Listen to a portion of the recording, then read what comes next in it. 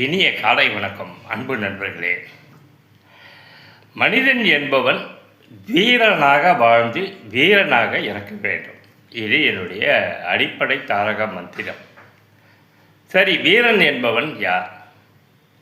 உங்கள் புரிதலுக்காக என் வாழ்வையும் என் சினிமா துறை வாழ்க்கையையும் இணைத்து ஷேர் பண்ணுறேன் இந்த வீடியோவில்.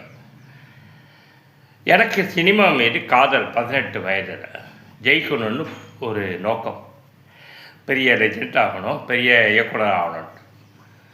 இது வரைக்கும் ஒன்வே டிராஃபிக் மாதிரி அந்த சினிமான்ட்டு என்னுடைய உடம்புட தெம்பு இருக்கிற இந்த 62 வயது வரை நான் போராடி விட்டேன். ஒரு படம் கதை எழுதினேன், ஒரு படம் டைரக்ட் பண்ணேன். ஜெயிக்கிறேன்னா இல்லையா பல்பு வாங்கலை. இதே நோய் காரணமாக இப்போ நான் ஒதுங்கிட்டேன். எனக்கு வேலை கிடைக்கல. சினிமாவினுடைய யதார்த்தம் புரிஞ்சுக்கிட்டேன். வயசாகிடுச்சுனால ஒதுக்குறாங்க, கரை கேட்க மாட்டேங்கிறாங்க. யதார்த்தம் புரிஞ்சுக்கிட்டேன், நான் ஒதுங்கிட்டேன். அந்த வகையில் நான் ஒரு வீரன். ஃபஸ்ட்டு யதார்த்தம் புரிஞ்சுக்கணும் மனுஷன். சேரன் ஒரு வீரன், கஸ்தூரி ராஜா ஒரு வீரன். வாய்ப்புகள் இல்லாத போது அவர்களால் கடன் பெறட்ட முடிஞ்சது, வசதி கொஞ்சம் இருந்தது. மீண்டும் தாங்களே தங்களை உருவாக்கி கொள்ள சொந்த படம் எடுத்து ரிஸ்க் எடுத்து வாழ்க்கையே முழு வாழ்க்கை ரோடு தான், விட்டா ரோடு தெரிஞ்சும் பணையை வச்சு எடுத்தானு பாருங்க. 2 பேர், சேரன் இவர்களாம், கஸ்தூரி ராஜாலாம். அதன் பேர் தான் வீரத்தனம். அதுவும் கூட இதுவும் வீரத்தனம் தான்.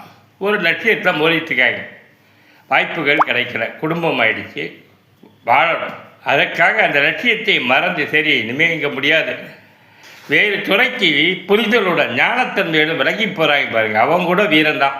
அதை விட்டு பெட்ரோல் மார்க்ஸ்லைட் தான் வேணுட்டு இங்கேயே பரோட்டா சாப்பிட்டுக்கிட்டு நைட்டெல்லாம் இங்கேயே ரவுண்ட் அடிச்சுக்கிட்டு மென்டல் மாதிரி சுற்றிட்டு இருக்கானுங்க பாருங்கள். குடம்பகத்தில் இருக்கிற நிறைய உதவியை பிரசாத் லேபில் படம் பார்க்க போகும்போது சாதிக்கவே முடியாத நிறைய கேரக்டரை பார்ப்பேன். அவங்கெல்லாம் வீரனே கிடையாது.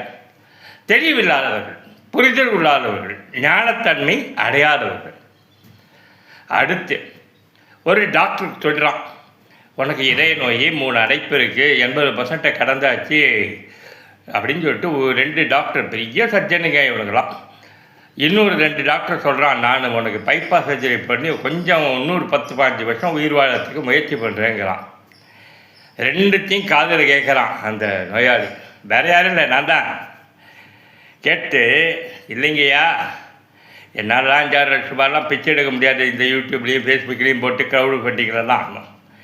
இந்த சமூகத்தை பற்றி எனக்கு தெரியும், பணம்னா ஒரு நாய் மறிக்காதுன்ட்டு. நான் அப்படியே உயிரில் வர வாழ்ந்துட்டு அப்படி தான் மரணம்னா செத்து போகிறேன்.